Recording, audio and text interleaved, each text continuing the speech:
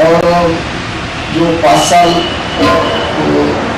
वैसे लोकसभा में 10 साल विरोध में रहने के बाद में जिस प्रकार पार्टी की तरफ से सेवा मानस हमारे पदाधिकारी जिला सभी ने अपने अपने लेवल पर अच्छे काम जनता की सेवा और उसका फल है हमें अच्छा यश प्राप्त कहीं आंदोलन के सामाजिक कार्यों में उन्होंने अपनी रही और 5 साल जैसे जनता के बीच में रहे तो जनता तो यही चाहती ना कि अगर ये व्यक्ति पिछले बार चुनकर आया रहता तो शायद इससे भी ज़्यादा जनता के बीच में रहता और यही प्रेम है इस क्षेत्र के लोगों का कि 5 साल जो व्यक्ति हारने के बाद भी कंटिन्यू क्षेत्र में रहा और अपनी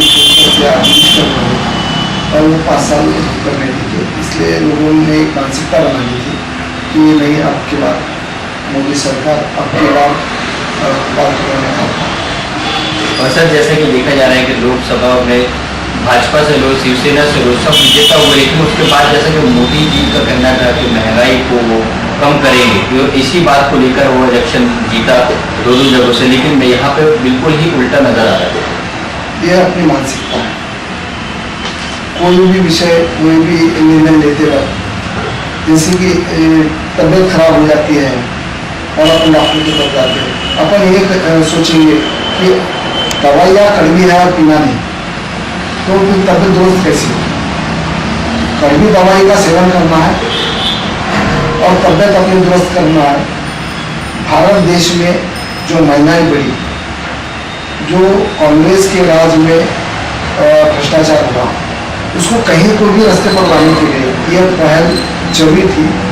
आज तक नहीं हुई लेकिन भविष्य में इसका लाभ सारी जनता को मिलेगा और जनता खुद जान जाएगी कि जो मोदी साहब ने किया हल्का सा तकलीफ होगी और मोदी साहब ने पहले ही माफी पूरे देशवासियों से मांग ली थी कि मैं कुछ निर्णय लेने जा रहा हूँ जिसमें कुछ तकलीफ जरूर होगी लेकिन बहुत अच्छे दिन आएंगे और मुझे विश्वास है मोदी साहब के नेतृत्व में भारत देश का अच्छा कायाकल्प हो जाएगा।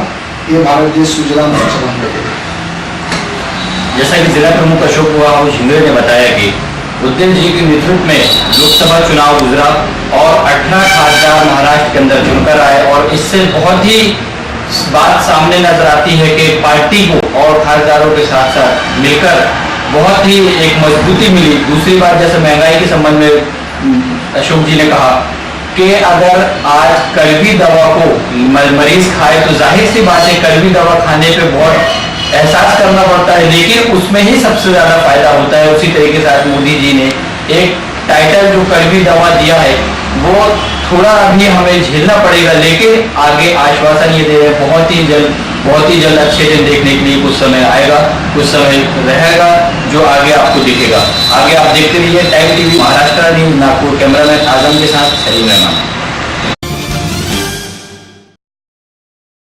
या न्यूज बुलेटिन मध्ये वेळ झाली एका ब्रेकची। तुम्ही पाहत रहा टाइम टीव्ही महाराष्ट्र न्यूज।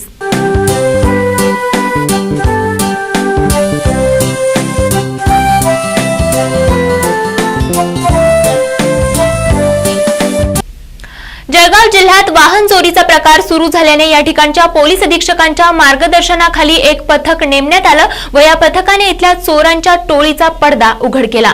आम्हाला एक माहिती मिळाली होते जळगाव जिल्ह्यामध्ये एक 4 व्हीलर चोरी करणारा गँग सक्रियता आहे म्हणून त्यानुसार आम्ही माहिती काढल्यानंतर अंबलनेरचे राहणारे 2 अमोल पाटील आणि किशोर पाटील हे दोघांनी काही बाहेरून काही चोरून आणलेल्या गाडीच्या विल्हेवाट करत आहे आणि आमची टीम त्यांच्या मागे पडले आणि मागे पडून ट्रॅप लावून त्यांच्या ताब्यातून आम्ही 13 गाडी जप्त केलेला आहे। पूर्ण गाडी आता आपल्या समोर डिस्प्ले केलेला आहे। आमच्या LCBच्या टीम पी रायते यांच्या नेतृत्वात उत्कृष्ट काम केलेलं आहे। त्यासाठी त्यांच्या पूर्ण टीमाला मी स्पेशल बक्षीस 20,000चं बक्षीस पण देणार आहे आणि तपासानंतर आणि बरेचशे गाडी अशा प्रकारच्या निष्पन्न होण्याची शक्यता आहे। आणि यानंतर पाहुयात महाराष्ट्र सदन संदर्भात चर्चेत असलेल्या प्रकरणावरती महाराष्ट्र प्रदेश उपाध्यक्ष मोहसिन खान यांनी दिलेली प्रतिक्रिया। नमस्कार, जैसा कि टाइम टीवी महाराष्ट्र न्यूज़ में आज मेरे साथ मोहसिन खान जी अल्पसंख्यक मोर्चा प्रदेश महाराष्ट्र प्रदेश उपाध्यक्ष मौजूद है। महाराष्ट्र न्यूज़ टाइम टीवी पे आपका स्वागत है। जैसा कि मोहसिन जी, आज दिल्ली पे जो केस हुआ अरशद जुबैर को लेकर शिवसेना के कुछ सांसदों द्वारा मिलकर किया गया, उसके मुंह में रोटी डाली गई, इस संबंध में आप क्या मैसेज देना चाहते हैं? ये गलत है या फिर सही है?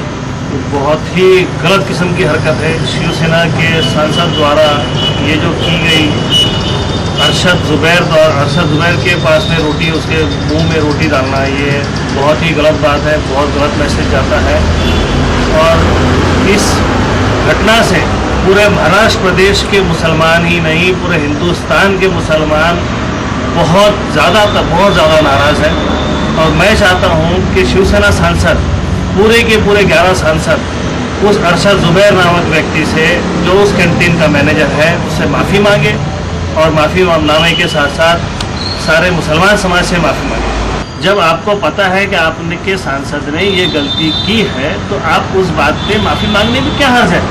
एक आदमी, एक इंसान है, आपने गलती की है, मुसलमान लड़का है, वो रोज़ा रखा है, आपको ज़बरदस्ती करने की ज़रूरत थी। और आपको नहीं भी पता था, चलिए ठीक है, नहीं पता था, और जब पता चल गया है कि वो एक मुसलमान व्यक्ति है, तो आपने पूरे आम लोगों के सामने, आम हिंदुस्तान की जनता के सामने या पार्टी की तरफ से एक माफ़ीनामा जाना ज़रूरी है। मेरा ऐसा सोचना है, ऐसा मेरा मानना है। बिल्कुल सही बात है। जैसा कि मोहसिन जी ने बताया कि बिल्कुल माफ़ी आज भाजपा माफ़ी मांग चुकी है, लेकिन शिवसेना जो बता रहे हैं कि एक अपने अकड़ को लेके, अपने आप को बिल्कुल बड़ापन को लेके माफ़ी नहीं मांग रही। देखिए, माफ़ी मांगने से किसी का पद और किसी का छोटा बड़ा नहीं होता।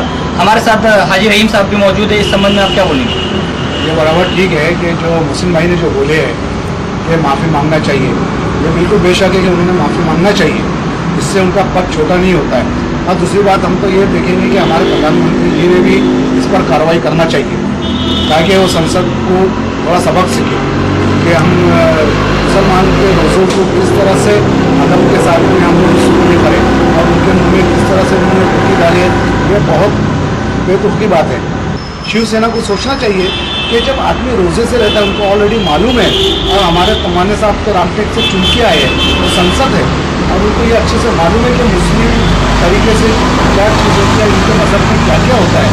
इसलिए तमाने साहब ने भी माफ़ी मांगना चाहिए, बस मेरा यही कहना है। और इन्होंने भी यही बताया कि आज अगर विदेश मंत्रियों को भी ले लिया जाए तो उनके कानों तक भी ये मैसेज पहुंच चुका है, लेकिन हमारे पीएम साहब जो है वो आज इसके ऊपर अभी तक कोई कड़ा आश्वासन या कड़ी बातें उनके सामने से जाहिर नहीं हुई है। तो उनको मैं सज़ा दूंगा या उनको फिर कार्रवाई की जाएगी, अभी तक उनके द्वारा ये कोई मैसेज नहीं दिया गया है। आगे भी आप देखिए time TV Maharashtra news Nagpur.